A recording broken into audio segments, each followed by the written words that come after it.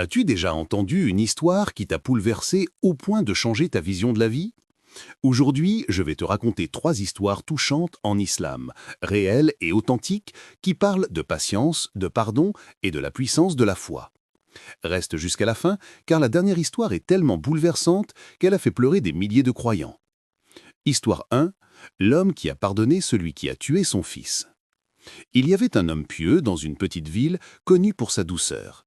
Un jour, une catastrophe frappe. Son jeune fils, son unique enfant, est tué par un autre homme lors d'un accident provoqué par négligence.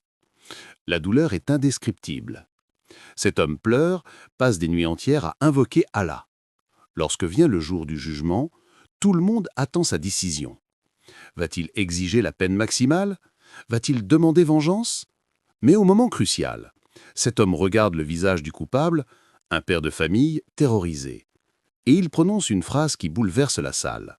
« Je te pardonne pour qu'Allah me pardonne le jour où j'aurai encore plus besoin de sa miséricorde. » Silence.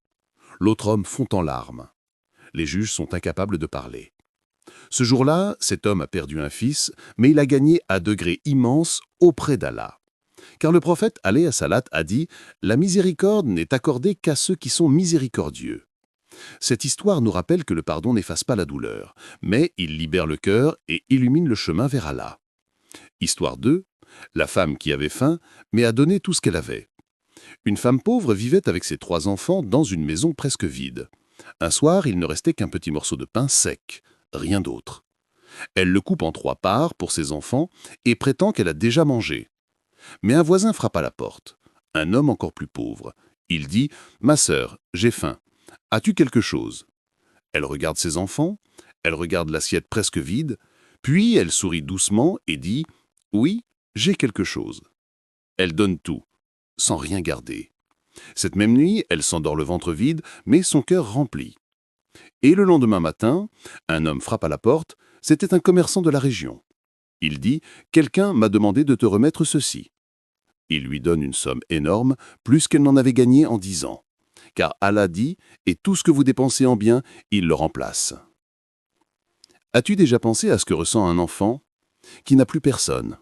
Plus de père pour le protéger, plus de mère pour le rassurer. Seulement le silence et l'espoir qu'Allah ne l'abandonne jamais. En islam, l'orphelin n'est pas oublié. Il est honoré, protégé, aimé. Parce que le prophète Mohammed, alayhi salat, lui-même était un orphelin. Et aujourd'hui, je vais te raconter l'histoire bouleversante des orphelins en islam. Des récits qui vont toucher ton cœur et peut-être changer ta façon de voir la vie. Partie 1. Mohammed, prophète, qui a connu l'abandon. Avant d'être prophète, Mohammed, alayhi salat, était un enfant vulnérable. À sa naissance, il n'avait déjà plus de père. À l'âge de 6 ans, il perd sa mère, puis son grand-père qui était tout pour lui. En quelques années, il a connu la solitude, la pauvreté, l'absence de protection, le vide dans le cœur. Et pourtant Allah l'a élevé au rang le plus noble qu'un être humain puisse atteindre.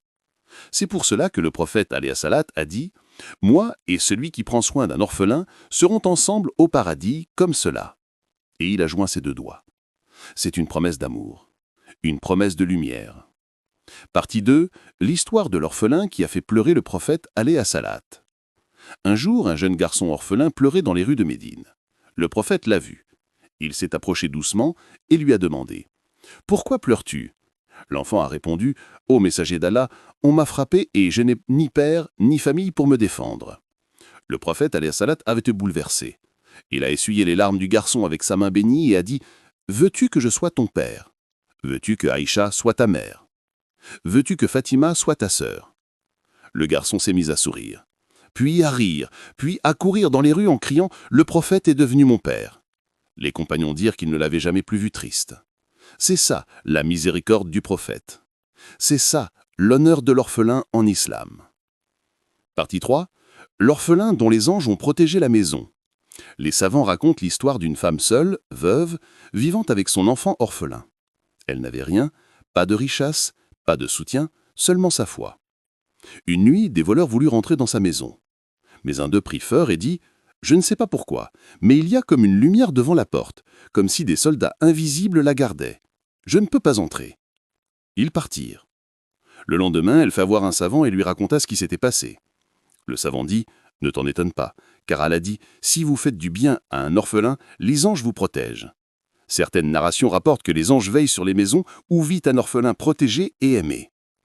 Partie 4. Le statut incroyable de l'orphelin dans le Coran. Allah parle de l'orphelin dans plus de 22 versets. Quelques exemples. Ne traite pas l'orphelin avec dureté. Sourate Al-Doua. Donne à l'orphelin sa part avec justice. Sourate Al-Nisa. Ne repousse pas l'orphelin. Sourate Al-Baqarah. Allah n'a jamais autant insisté sur un groupe de personnes vulnérables, parce que l'orphelin, c'est le reflet de la fragilité humaine, et Allah ordonne de l'honorer. Partie 5. L'histoire qui change les cœurs. On raconte qu'un homme très pieux avait pour habitude de s'assire chaque jour avec 2 orphelins et de leur offrir un repas. Lorsqu'il mourut, un imam fit un rêve où il le vit au paradis. Il lui demanda « Quelle œuvre t'a élevé à un rang si haut ?» Il répondit « Ni mon jeûne, ni mon qiyam, ni mes études, mais mes repas avec les orphelins.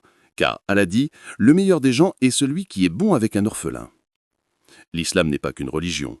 C'est une lumière pour les cœurs brisés. Alors si tu veux suivre la voie du prophète, alayhi salat, si tu veux être proche de lui au paradis, n'oublie jamais, l'orphelin est un trésor aux yeux d'Allah. Abonne-toi pour entendre plus d'histoires qui touchent le cœur. Like la vidéo si tu veux soutenir le message.